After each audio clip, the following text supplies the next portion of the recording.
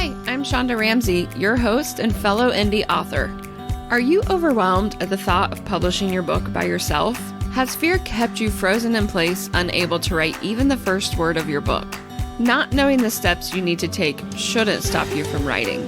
That's why I've asked for help from some amazing industry professionals, published authors, and others who are in the same situation as you to share their knowledge on the self-publishing process. Welcome to Dear Indie Author, where we inspire creative independence in every writer. Hi, everyone. I am here with my friend Lori. Lori, we are going to jump into some icebreaker questions. I would like for you to just answer them with whatever comes to mind first. Are you ready? I am ready. Okay. What is your favorite word? My favorite word is actually a name, and I love saying it. Lola. Lola. I like that. That's good. What has been your favorite age so far? My favorite age is right now. I am Yeah. 67 and I've reached a point where I'm okay where I am and I don't have to prove anything. You know, Yeah. I've made it through all these decades and it's yes, saggy skin, the whole bit, but you reach a maturity and you no longer really care about what other people think.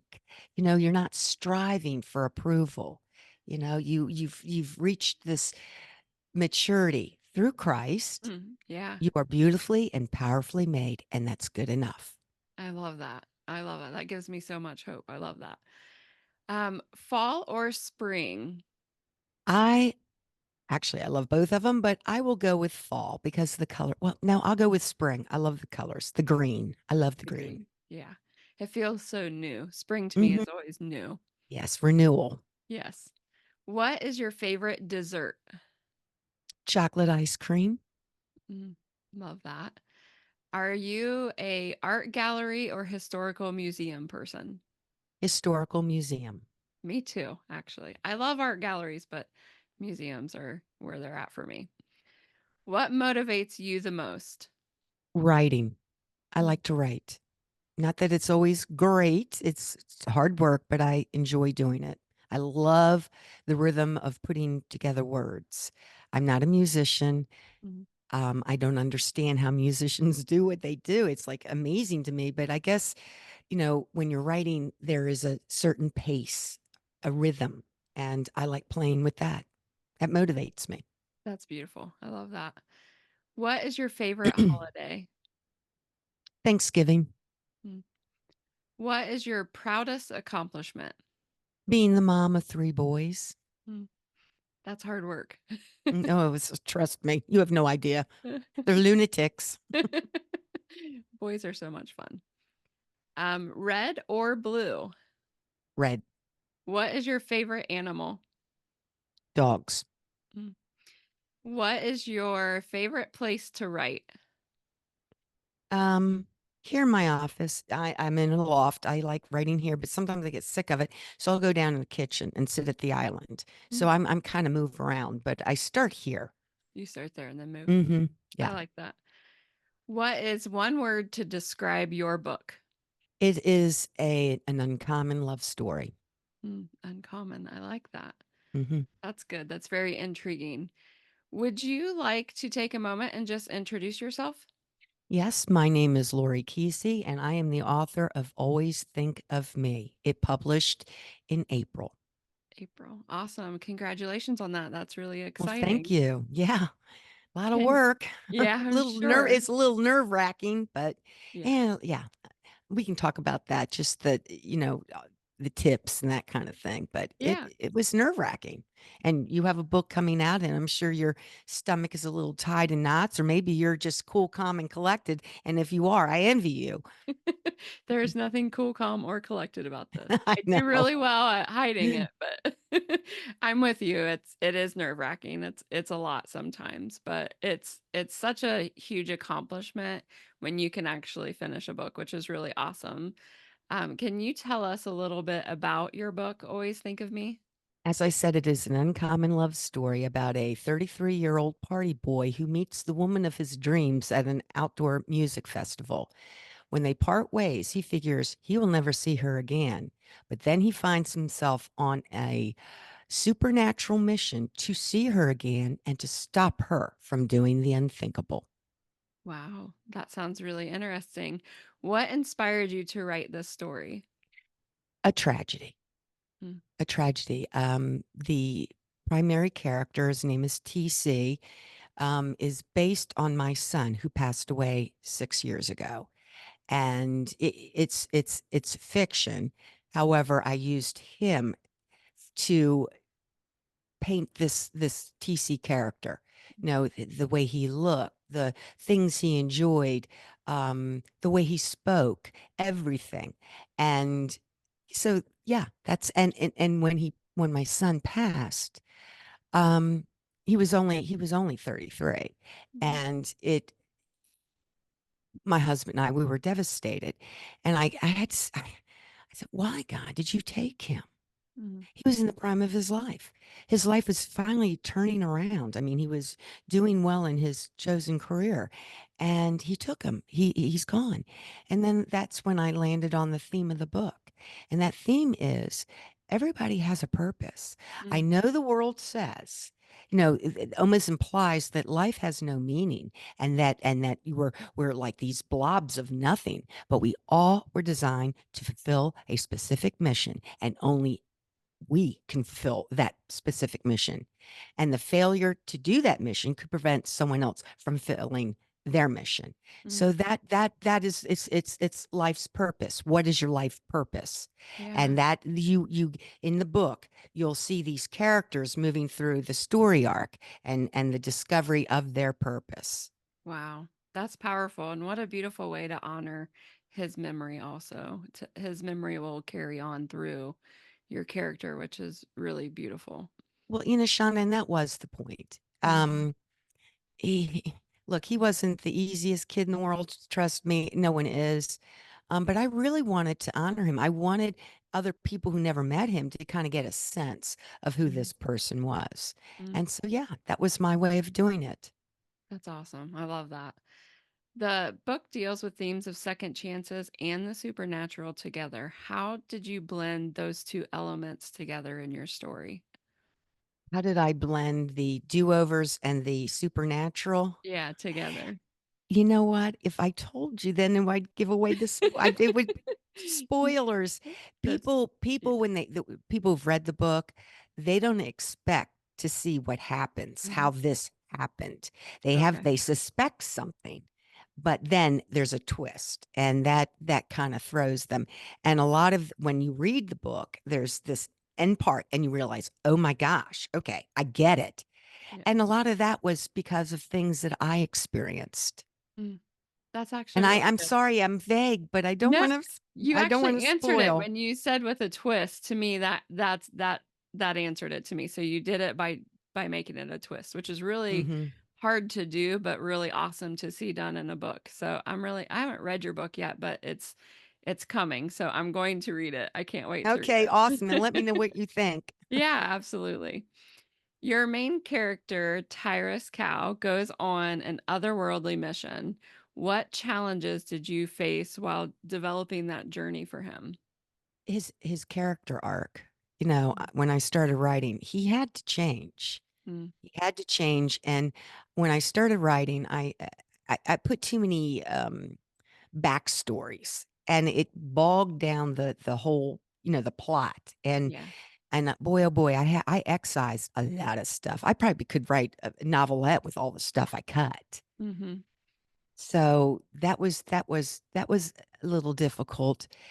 And even the other character, the Ginny character, truly getting to know her, that was tough too. I really had to I really had to like move into her, this fictional Mhm. person, to truly understand her, because she's not like me. She's Right. totally different. Her life has been deeply traumatic. Mm, Deeply. I've never experienced anything that this character experienced. So I had to do research. I had to talk to other people. So it was time consuming, but it was worth it to really get to know this person. That's really neat, and actually that kind of answers my next question too, which is how did you approach writing her backstory and impact the plot? So Well, it sounds like you researched for well, her. and when I started writing the book, I was a volunteer at a an organization, nonprofit, that helped women who, traumatized women who lost custody of their children. And it was a Christian based thing. And I was a volunteer. And I was able to listen to their stories. Mhm, And, I have been blessed. But when you hear other people's stories and you mhm, start empathizing with them, you have to do that. I mean, you get into their skin, and that's how I kind of got this story written, yeah, based on conversations with other people who had totally different lives than mine. mm. It's yeah. That's really interesting that you were able to not only hear those stories, but develop a character who also lived similar stories to them, Mm-hmm. because Mm-hmm. there's not many people out there who do that, who do write books with those kind of characters. I call those real life characters where they actually have been through some really, pretty hard real life situations, and I think it just makes a book more relatable. Yes, and this book is there's a character with a hu- narcissistic personality disorder. And I'm not married to a narcissist. Mhm. But I know people who have been. I Yeah. know what their lives are like. And, this is real. People live this every single day. And like you said, you know, this book deals with some hard topics, but look, putting your head in the sand and pretending it doesn't exist doesn't help anyone. Right. And I wanted people that this is going on. This stuff is going on. What message do you hope readers take away from your theme? That they have their life has meaning. I love They that. have a job that only they can do. That's Mhm. what I hope. Yeah. That's such a good message and so needed in today's society, especially because so many people don't feel like they have a purpose. Oh, It's really neat. but look at the messages that are being um, put out there. I mean, honestly, it's like life has no value. You mentioned turning pain into purpose as a central theme in your life and work. How has Mhm. that influenced your writing? Well, it dictates what I write about. I have a blog.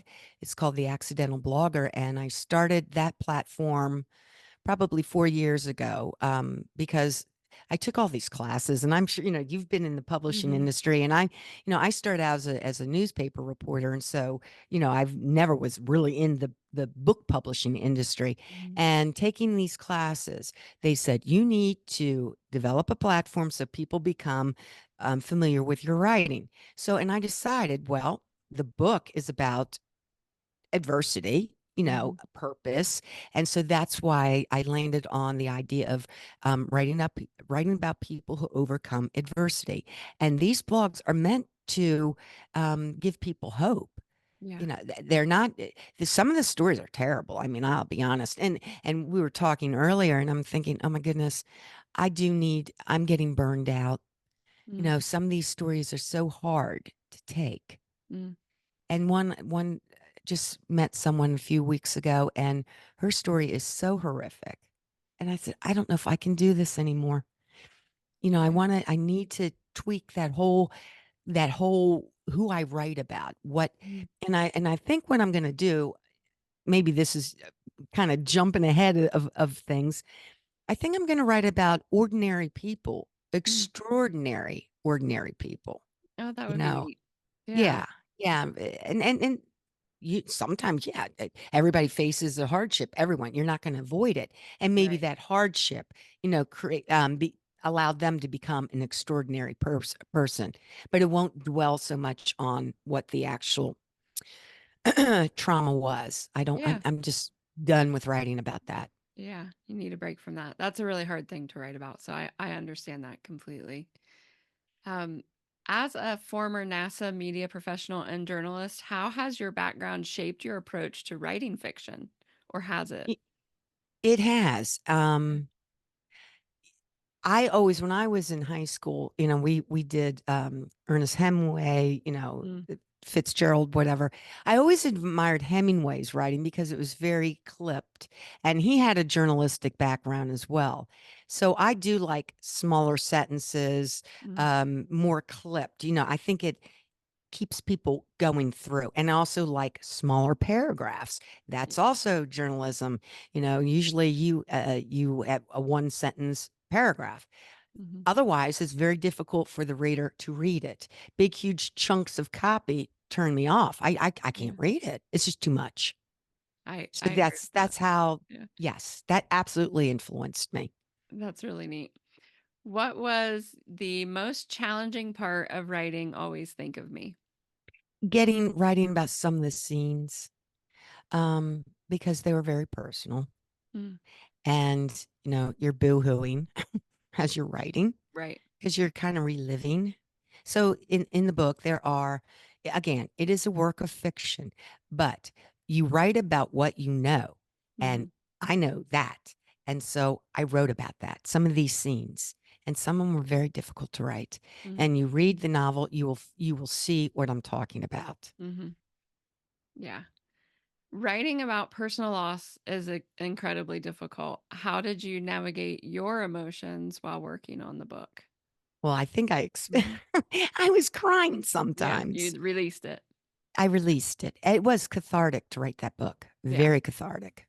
I think a lot of people kind of stop a little bit, especially if they're writing a book that has their story where it's like a nonfiction book, right? A lot of writers get kind of hesitant to do it because they know that this process is coming where you've got to release those emotions. And so it's really neat to hear how other people handle that as they write, personal recounts and things like that. Do you have any routines that help you stay focused and productive when writing? I like to start early in the morning. It's my favorite time of day. Mm, My mind is fresher. I get up usually at 6 o'clock and do my coffee, and I have these little games I play. mhm, And I also listen to, I love listening to scripture in the morning. So that's my routine. And then I usually try to be up here by 7:30, and I'll work until whenever. Sometimes it's so painful. You're not it's not working for you. mhm. It's like, ugh, I hate what I just wrote. It sounds Yeah, stilted and awful, and yeah. So, but I try to start in the morning. I like that. Morning has always been a good time for me too. I think Mhm. just because it's quiet usually and you're just waking Yeah. up and yeah, it's really Yeah. good time. You emphasize the importance of writing to heal and express deep pain. What advice do you have for aspiring authors struggling with difficult emotions? I think that they should there's a reason why you don't want to express it, because you're afraid. Yeah. But if you release it, you could find truly a healing, because it's this pent up thing, and it's just boiling inside of you, and you need to release it. And it no longer becomes this hold over you. So yeah, if you're dealing with something, go ahead and just put it down, write it down. Just write it down. And Mhm. you can decide later whether you're going to include it or not. That's great advice. Can you share a little bit more about your blogging experience at the Accidental Blogger? I know you talking about you might want to change that, but how did it complement your work as you were becoming an author, as you were writing your book? And if you want to share any more about that also. Well, I started my career as a newspaper reporter. Yeah. So my blog is, I interview people, and that it is time consuming, because you have to interview people, then you do research, et cetera, et cetera. It's just like writing, an opinion piece or a column for a newspaper. And that's, you're, it's personality profiles. So, yeah, I knew how to do that. Hmm. I enjoy writing personality profiles. So that was kind of easy for me. Again, though, I need to come up with another something else, tweak it just a little bit. Yeah. So I can't wait to see what you do with it. I think it'll be great as you know, take it and make it something a little bit more. And even if you come up with different themes, I think that would be really neat too. hmm What is the one message you hope readers will remember about finishing Always Think of Me? So this would be, I know we've talked a little bit about like what is the one thing that they would take away from it, but what's that one thing you really hope that they remember? The main thing of the book that you want them to take away? That I hope that they find it thought provoking, especially in the idea that everyone has a purpose, Mm, and failure to do your purpose could prevent someone else from fulfilling his or hers. That mm, to me is central. Again, if we all understood how important we are, we would might treat each other with more respect. yeah. We wouldn't look at life as something that's not valuable. I I can't begin to tell you how important that is to me. And Mm. that's what I hope that people walk away with. I love that. I love that you say that not fulfilling your purpose could stop someone else. I Yeah. think that that's something we don't think about a lot, and that was really beautifully said. Are there any upcoming projects or initiatives you're excited about sharing? Oh my goodness. I am really excited about this. I have one of my life's dreams was number one to write a novel, and the other was to go drive across country. Mm. So my husband and I are doing that. We're leaving in July, going to be gone the whole month. And actually, I get to write this trip off because I'm writing a sequel to Always Think of Me. And right now, the Mm, working title is A Game of Cat and Mouse. That mm, title, I hope people will kind of get will understand why I came up with that when they're finished. Always think of me. Anyway, I'm going to be tracking one of the characters as she goes across country to Nevada. I'm taking wow, the route she would take. That I live in East Tennessee. So this character lives in Atlanta. So unfortunately, I told my husband, I'm not bad mouthing Atlanta, but the traffic there is pretty bad. I mean, it's mm, just terrible. And yeah, we're driving to Atlanta. We're going where she would have started. that's perfect. I could have picked up 40. I mean, 40 is just a snowball's, a toss from here, but we have to go south and then go back north to pick up Interstate 40. So I'm really excited about that. That And he's going sounds to do all awesome. the driving too. And I just get to look and take pictures and videos and all that kind of stuff. So I'm Research. really excited about that. What a great way to research for your next book. I think that that is incredible that you're doing that. I think that that's something too that I myself would like to do is start going to some of the places that I'm writing about.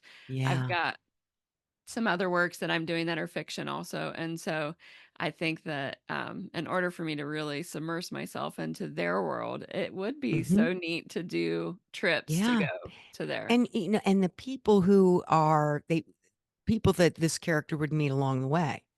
Is there anything else you would like to share with the audience? I think that people should pursue their dreams. Mm, I love that. Um, my dream was to number one write a novel. Okay. I never thought I would write a second novel. I never thought that was something I was supposed to do. But it's interesting. I decided to do that mainly because of what other people told me. I had go to a Bible study, and one of my Bible study ladies, she read the book, and she goes, I really believe the Lord has given you this ability, and I think you need to write another book. Mm, So that's where that came from. I thought I have one and done. Oh, okay, whatever. Like I said, I'm 67 years old. But then I think, what else are you going to do, Lori? I mean, honestly, yeah. and I'm not going to watch TV. I'm not that kind of a person. I love that you're So choosing to write another book. I think that that's amazing. yeah, Can you please share with everyone where they can find you? the best place is on my website, and that's lorikeesey.com. Um, and I would really appreciate if they signed up, just to follow me. It's just Mhm. leaving your email address. Oh, and also social media. But yeah, social media, Lori Keesey, just, Okay. All right. So we will have the links in the show notes for them too, so they can get to you easily that way. Uh, okay. I would love for you to share the letter you wrote to our audience as we close up today's interview. I would love to. And it's addressing what a lot of what I already mentioned, but I'd love to read it. Dear indie author, you are never too late to pursue the dreams that have been placed on your heart. They are there for a reason. Your dreams could be wrapped up in your purpose, the job God created you to do. I like to think about it this way.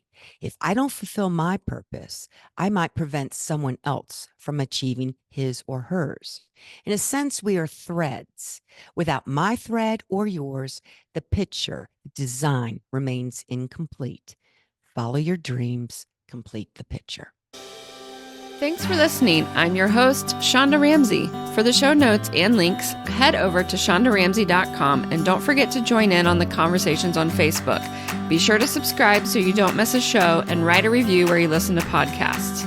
Until next time, always remember, every writer deserves to see their words in print.